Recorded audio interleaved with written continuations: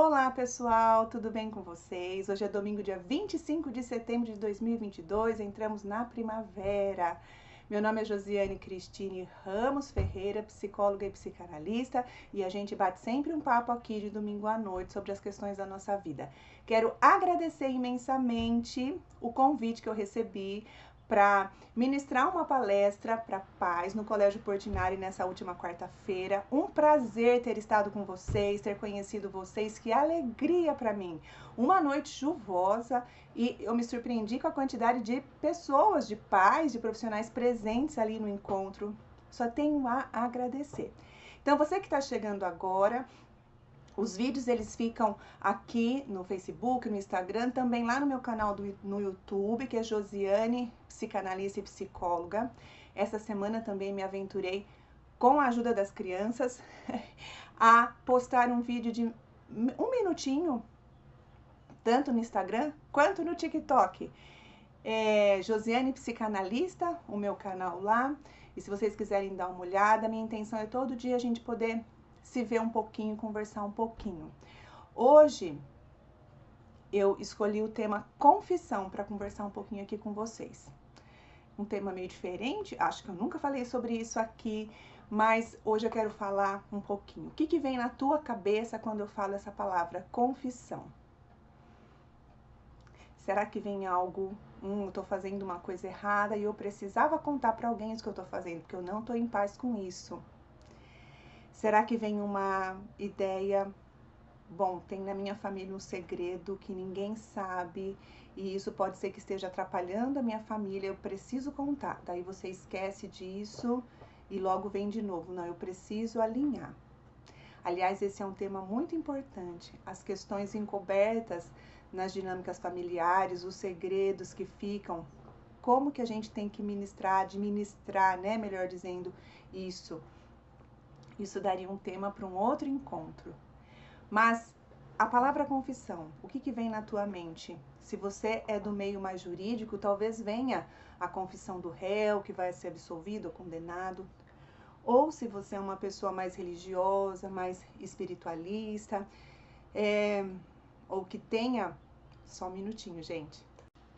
Voltando, ou que tenha na sua história familiar a influência religiosa, se tem no seu coração uma experiência religiosa, e daí a palavra confissão está mais ligado ao campo religioso, né? No aspecto de confessar pecados, no aspecto de religar a comunhão com Deus, e se sentir melhor depois que é liberado aquilo que está incomodando no coração.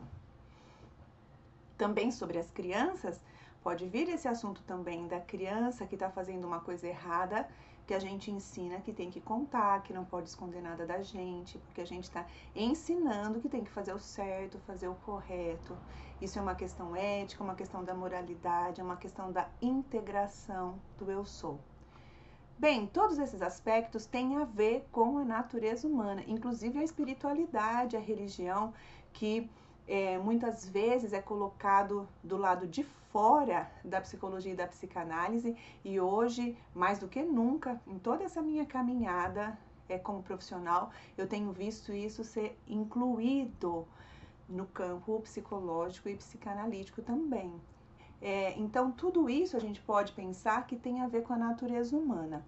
Mas o que eu ainda quero falar sobre esse tema, parece que não tem nada a ver com o que eu vou falar agora para vocês, mas isso tem a ver.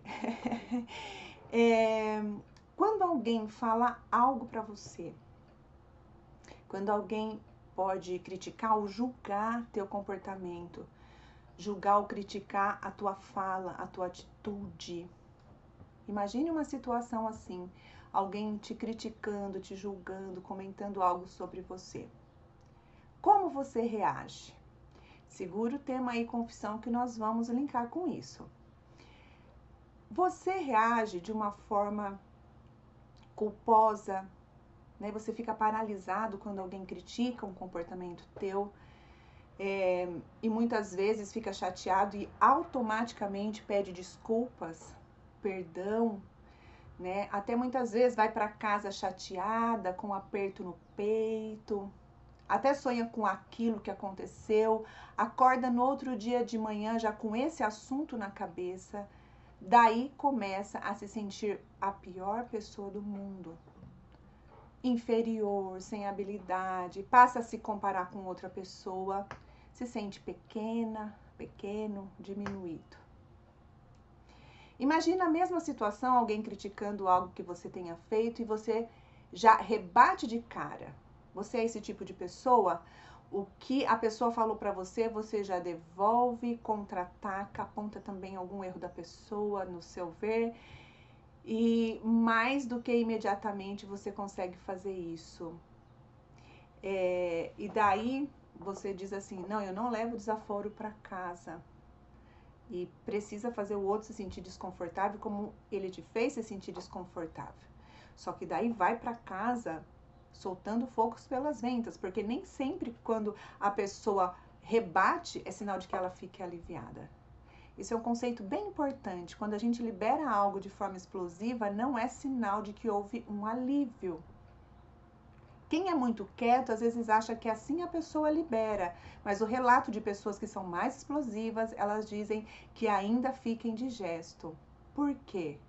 O assunto precisa sair de uma forma efetiva, produtiva e que realmente promova resultado para si próprio e para o outro. Mas tanto no exemplo de ficar muito culpado e nesse exemplo que a pessoa explode, volta para casa soltando fogo pelas ventas, chega em casa, briga com todo mundo, acaba xingando as pessoas, até dá choque de tanta raiva, porque alguém lhe apontou algo e mesmo que a pessoa rebateu e falou, ainda não ficou em paz. Qual que é o link que eu quero fazer com o tema reflexão?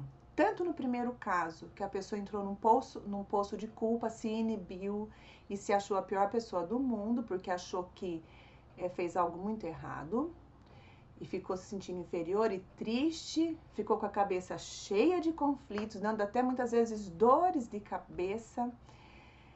E tanto nesse exemplo como no outro, quando a pessoa sentiu raiva até a quarta, quinta geração dela, ou da pessoa que lhe atacou, fica a ponto de matar qualquer pessoa pelo caminho, qualquer animal que encontre, qualquer objeto já chuta e manda embora, né? O ponto comum é como é difícil ouvir algo sobre si mesmo. Algo que te cutuca, que mexe com você. E daí o link com o tema. Existe um caminho de autoconfissão. Confessar para si mesmo, dizer para si mesmo, meditar sobre as ações. Nem sempre que uma pessoa fala pra gente, aquilo é verdadeiro, porque a pessoa pode estar falando do mundo subjetivo dela, né? Mas vale a pena a gente parar e avaliar se aquilo que a pessoa falou faz algum sentido. E mesmo que a pessoa não tenha falado nada, a gente pode parar e fazer uma confissão para nós mesmos, uma autoconfissão. A gente colocar para a gente mesmo, não só erros que a gente acha que cometeu, mas confessar para a gente mesmo o que está dentro de nós. O que a gente está pensando, o que a gente está sentindo. É como se a gente pensasse nossos pensamentos e sentisse nossos sentimentos, sem ser redundante. Mas é nesse sentido. Confessar a si mesmo implica em olhar para aquilo que rasgou dentro de você. Muitas vezes, assumir que você fez algo que você se arrependeu. Falar, poxa vida, isso não foi legal, me arrependi, não deveria ter feito. E também olhar e para conversar com você mesmo, falar, mas eu fiz porque eu não tinha condição de fazer diferente. E fazer um processo, então, de autoarrependimento, primeiro essa autoconfissão, né? Esse autoarrependimento e esse autoperdão. Por quê? Da mesma forma que no campo religioso há esse conceito de confessar os pecados para retomar a comunhão com Deus, se a gente trouxer em paralelo essa compreensão, a A gente confessar, se arrepender, analisar dentro da gente, nos auto-perdoar para a gente se reconciliar com a gente mesmo. Senão a gente vai caminhando de mal com a gente. E isso não é legal. Nós temos que saber que qualquer pessoa do planeta está em processo de construção. A pessoa pode estar estagnada no processo dela de amadurecimento, mas ela está em processo. Que ela pode sair desse estado de paralisação e continuar no processo. Muitas vezes a estagnação é porque a pessoa não está olhando, não quer olhar, está negando, está se afastando de si mesmo para olhar as coisas que tem feito. Então, partindo desse paradigma, a crítica que alguém fez a você, ou essa autopercepção, essa autoconfissão, coisas que você tem se confrontado aí com você mesmo, devem ser olhados com muito carinho por você mesmo, pois podem ser ajudadores para que você caminhe um pouco mais além. Olhar para si mesmo, reconhecer esse lugar interno, se reconciliar consigo mesmo é um importante processo de amadurecimento, muito pessoal. Isso pode doer. Não é incomum ouvirmos no processo de análise que crescer dói. Quem faz análise e terapia já deve ter sentido isso. Crescer dói. Olhar para tudo isso dói, mas faz a gente crescer. Às vezes dói até o próprio corpo, literalmente dói o corpo. Mas faz a gente crescer e amadurecer. Quanto mais amadurecido a gente é, melhor a gente vive a nossa vida. Veja bem, todos estamos então no processo de integração e amadurecimento, mediante as situações da vida, mergulhar dentro de nós sem se comparar a ninguém, saber que isso é necessário a todos nós. Rever o nosso papel, o nosso lugar, rever as nossas atitudes, né? Uma reflexão, uma meditação, essas considerações sobre nós mesmos, nossos atos, né? Atitudes de perdão, de reconciliação conosco.